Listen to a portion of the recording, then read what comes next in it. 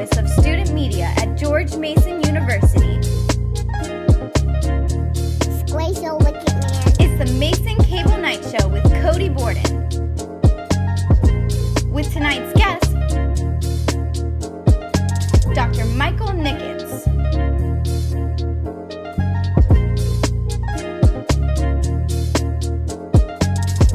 Here's your host, Cody Borden.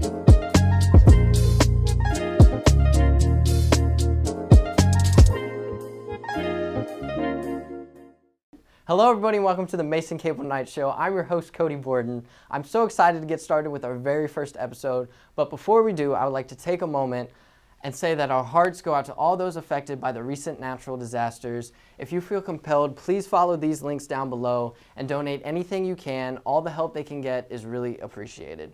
We have a great show for you tonight. Doc Nix, the leader of the Green Machine, is going to be joining us, so stay tuned.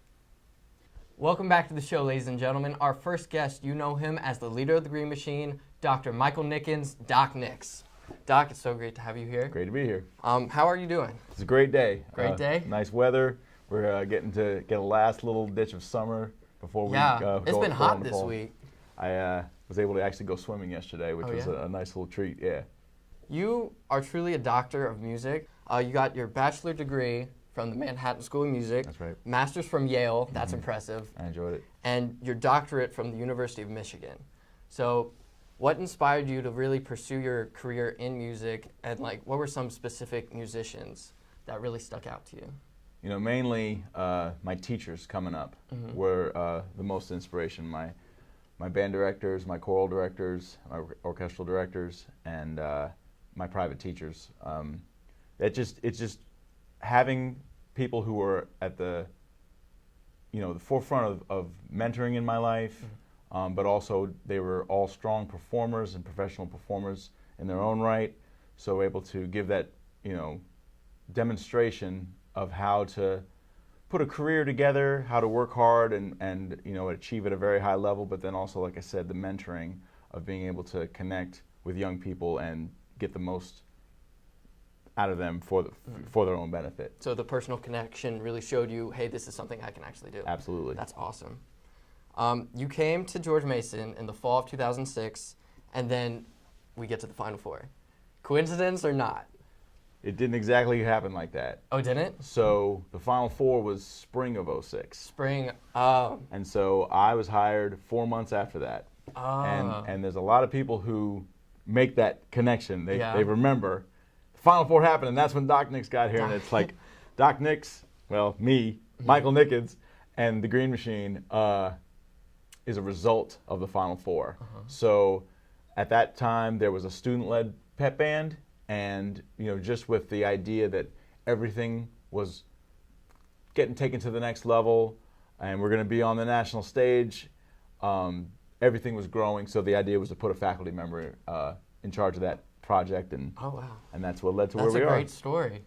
What are some other memorable moments that you got during your time here at Mason? Oh man, everything with the band has there are volumes and volumes of stories, just with different trips we've been on, different adventures around the Washington, D.C. area, we play for pretty much every major sports team. We played for the Capitals and the Wizards. The Nationals, we're actually going to play for the playoffs for the Nationals this year. Wow. We played draft day for the Redskins. So we're, getting a chance to play at these very high-profile events, but, in terms of peak moments, two of them came just playing at Mason basketball. One of them was watching, our men's team beat Villanova in the first round in the 2011 tournament, which was just such a magical, special moment. And then the best moment here on campus was Sherrod Wright hitting a buzzer beater three-pointer to beat VCU, and the celebratory explosion that just came from the entire building after that. Those two moments were just absolute peak moments. And but then of course it's like that's us watching basketball, but then being able to be an integral part of that as a performer, Absolutely. and the connections of with the band members. If I bring up any of those moments with anybody that was there for that, they'll definitely have great emotional memory of that and be thinking about their time at Mason. I mean, you're literally like the heartbeat of the basketball team. Would you say that? I mean, I try to give them everything I can. Absolutely. I care about those guys. They are working hard in ways that most of us don't see. We don't see most of it. And they're giants. They're walking around. They're 6'5" and 6'8". But then you got to remember that that's a 19-year-old kid, and maybe away from home for the first time. And in so many ways we call upon them, to be men instantly, and then have to also remember in what ways they are boys becoming men. And I can just relate because it was me, and in some ways it's still me, And they're just my guys. And about a year ago, I hurt my shoulder conducting, and the trainer started taking care of me. And I've been going to the weight room ever since, and so I see him all the time, and we get to talk to him. We get to talking in different ways about different things, and so I like to think of myself, I'm not their dad, and I'm not their coach, and we're family, but we're not, and I just get to be there for them, hopefully in some way that only I can do. And then that obviously bleeds onto the court, because once we have that personal connection, we know we're all there to try to achieve the greatest thing we've ever achieved in that moment. And if it doesn't happen in that moment, then we're going to try and do it in the next moment. And so I just hope that I help, hold it together in the way that I can do, Absolutely. Let's talk about another one of your accomplishments. I think it's one of your best accomplishments, your style and your look and just your debonair and swagger. Where did that come from? There's a whole lot of things that go into that. I think the first thing that I can remember is being in high school and noticing how people would respond to me just in a marching band uniform. And I was in leadership positions, a section leader or a drum major or something like that. And invariably you end up running around trying to solve something, get a cooler filled with ice, or get a first aid kit or something. You got to go somewhere that you need special access to. And it was amazing that if you were in uniform, people would open a gate for you or let you through a door, all kinds of things that they kind of wouldn't do normally. So with that idea, and just coming up enjoying sports and always watching college basketball on TV, the idea of like taking that uniform, and of course I'm going to be a band leader, so there's going to be some kind of uniform in play, and mixing it with what a mascot does and mixing it with what a cheerleader does. And so I'm kind of a drum major, mascot, cheerleader all together, but it's a basketball game, so I don't need to wear like a military uniform. I need like a suit. And I'm not going to wear a suit that's going to, I don't want to wear something that's going to bore me. If it's going to bore me, it's for sure going to bore you. So I need to put something on that can reflect the fire that we're trying to develop, something that has the school colors, and then something that just reminds everyone that you should have fun with everything you do and work very hard having fun. So you got to go out and shop for those suits. You got to find them, man. They're Where do you find them at? They're all around. It's one of the things I always say is, you go to a mall, those suits are everywhere. Your brain may not be in a place where you could see it. You might walk right past it, but since I'm actually looking for it, you just end up finding them. So only one or two of them have I bought online. Every other one I found on a rack at some store. Wow. And so it's locally fun going shopping. Yeah, it's especially a bunch of them at Springfield Mall before it turned over. And then some in town. I've been on trips. Found one in Beijing. Oh, wow. Found one in Richmond. A couple of them in Richmond, actually. No, more like 5 of them in Richmond. Cleveland. Just different places I've been, and you just kind of never know when it's going to be, but it's just there in front of you, and so you got to jump on it. You kind of are second mascot, because I mean, there's Doc Nick's merch. You have bobbleheads and you have little plushes. Like, we have 2 mascots here at George Mason. It's amazing. I'm so proud of that. Those are my helpers, because I can't be everywhere at once. So if it makes people happy to think about school spirit and the band and me, then I need to split myself up and be everywhere. So I always We get actually very. have that plush in the office over there, Sweet. and there's a sign next to it that says Doc Nix is always watching. That's right. Yes. That's true. I'll put. You find out there's a little camera in the sunglasses. Not. Oh just my kidding. Now, you're not the only one that has gotten accomplishments while you're here. The band as well That's right. has been named the most entertaining pep band in college basketball by Bleacher Report and the best pep band in the country 2015 NCAA. That's right. When you first came to Mason, did you have this vision of having so much success? You know, what I wanted to do was try to make a university environment and a music school that, you know, I grew up in the area. I grew up, you know, half an hour away in Alexandria. And as I was coming up, you know, the school was developing. You know, the school was only about, you know, 25 years old when when it was time for me to go to college. So it wasn't really on my radar as a top music school at that time to go to.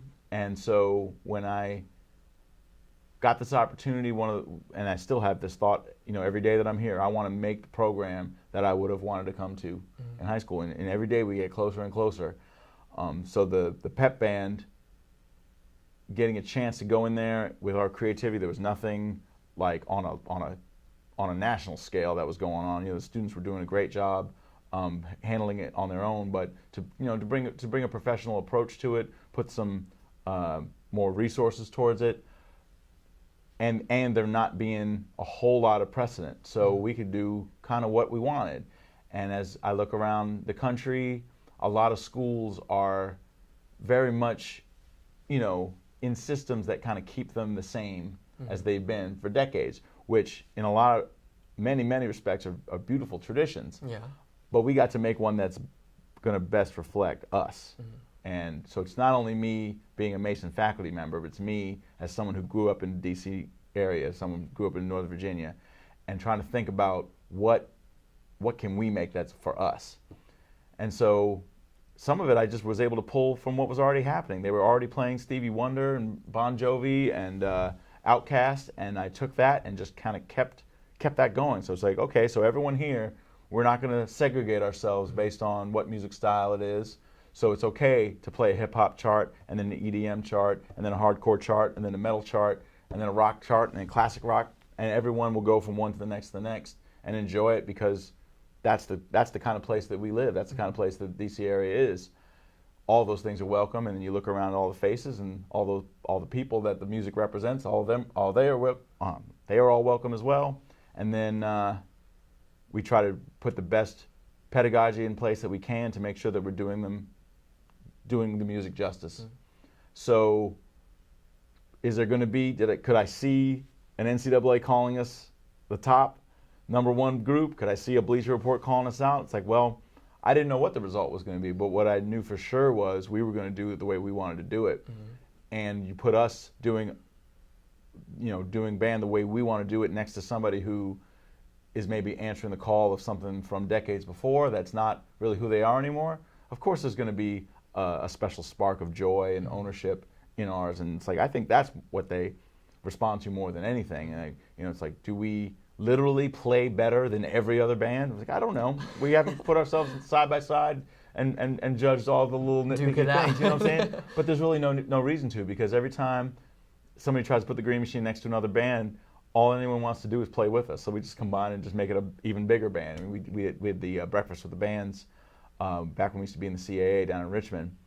And we literally put 7 different university bands together into one big pep band and just did a big show. Wow, that's awesome. And then it's our arrangers, our music. It was Green Machine music, but everyone's playing. And so, it's like, that's the secret. The secret is we're just going to try and be as much ourselves as possible. And it's like, you find out that if you can be yourself, that's pretty entertaining, and so it's just kind of like that. And the freshness of it, we can always reinvent it. And so that's what I was picturing and hoping for, and turns out that other people think that's the right way to go as well. So everybody's welcome in the Green Machine. That's right. How does one actually join the Green Machine? If you're a Mason student, especially an enrolled Mason student, at the beginning of each semester, you just sign up for the class, and I'll see you on Tuesday nights. If you're in the middle of a semester and thought you wanted to join and you didn't, and then all of a sudden you're in the middle of the semester and you're like, oh, I could have done it, then just come find us and show up. We'll figure out how to fit you in some kind of way. right now we're about 220 strong, and Wow. it's going to be a little bit of a challenge figuring out where everyone stands, but we'll work it out some kind of way. As like I said, we always adapt to the next thing, and right now the next thing is, what are we going to do with all these people? It's like, well, we're going to create a great experience with a whole lot of folks. That's what we're going to do. What is the class? It's Music 280, Music 280. Green Machine. Green Machine. That's amazing. So, after all of that, you have so much good feedback there. What's next for Doc Nix and the Green Machine? Well, immediately, next Thursday, we're going to play at National Stadium. That's awesome. And you can, I think that game's late afternoon, something. I think we're going to be out there 3 or 4 o'clock playing at the center field gate. So that's coming up quick. We're also going to play Merriweather Post Pavilion. They're sort of dedicating a new stage, and they wanted the Green Machine to be part of that, so we'll be there performing. There's going to be the A-10 tournament in, it's called the Capital One Arena now. J. Cole shut that down. I was at that concert. Shut it down. So we'll be there in March, and we're hoping that Mason, Mason is one of the host schools for that tournament. So looking forward to as many people coming out, students sticking around and coming check that tournament out, and I'm anticipating that the season's going to be a strong, exciting one. So the students will want to be there. They're going to want to miss that. We got 5 nationally televised games just coming up, and then of course our tournament games will be as well. So it's going to be some really special basketball happening, and then the Green Machine will be there to boost that spirit and help everyone know how to chant, know how to sing, and know how to stomp their feet and all that. That's what we're there for. Awesome. You can catch Doc Nix and the Green Machine at every home basketball game and at all the events he just said. You want to stick around and play a game? Absolutely. Let's do it. Awesome. For more information, you can go to greenmachine.gmu.edu. Doc Nix is going to stick around. Don't go anywhere. We're going to play a game after this. We're back, ladies and gentlemen, to the Mason Cable Night Show. I'm here with Doc Nix. Thank you for being here, Doc. My pleasure. We're going to play a game called the Wasabi Oreo Roulette. On this plate, we have 12 mint Oreos. 8 of them haven't been tampered with, regular old Oreos. 4 of them have a dab of wasabi sauce in the center. We're going to take turns taking an Oreo, popping it in our mouth, and first person to get 2 wasabi Oreo loses. All right. Understand the game? I do. Any questions? Who goes first? I'll go first. All right. Oh, this is so nerve-wracking. Okay, here we go. Popping it in. All right. Okay. That's Feeling a lot good? to chew. Oh my God. Here we go. We're good? That's a lot to chew. I didn't think about that. Okay. Oh. I'm trying to think of a strategy with this. Should I keep on the outside or going for one in the middle? Yeah, who laid the plate out is the question. I did that. Lovely assistant Bria laid the plate out. All right. Second one. Oh.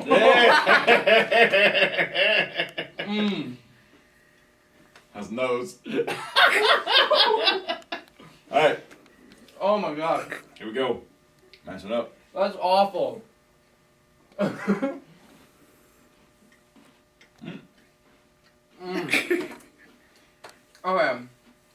I'm gonna get you. Here on out, we're twisting and licking. All right, You down for that? I'm down. I'm gonna get you. Watch me pick up. Oh, my nose. Woo! Oh. Okay, I picked up. But if you see it, you still gotta do it. You still gotta eat it. Yeah, there's no put back. Oh my goodness. Okay, last time I went in the middle and it got me. Stick to the outside. Bria, I'm mad at you. Alright, we're twisting. Ah. There it goes. Think we're all right.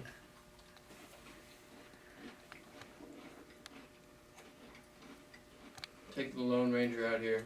Not a lot of choices left. Chances are going way up. Yes! I've lost the game.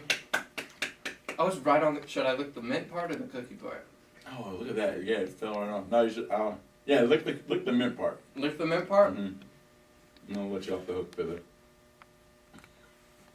Oh! I feel like that was worse. Oh my God. Okay, I'm gonna. Yes. All right, I'm gonna. Here we go. Now, Just because I didn't get to have the experience, I want to find one. There's no way I'm going to walk out of here without actually trying it like that. All right, that one clearly has some. All right. Could you see them the entire No, time? no, just on this one because I picked it up. So here we are. Ready? Oh man, you're brave. Oh. All right. That's for you, Mason Nation. Oh yes.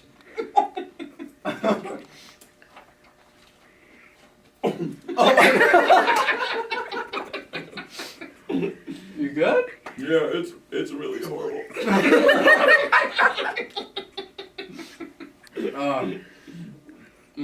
Bravo, whoever's idea that was.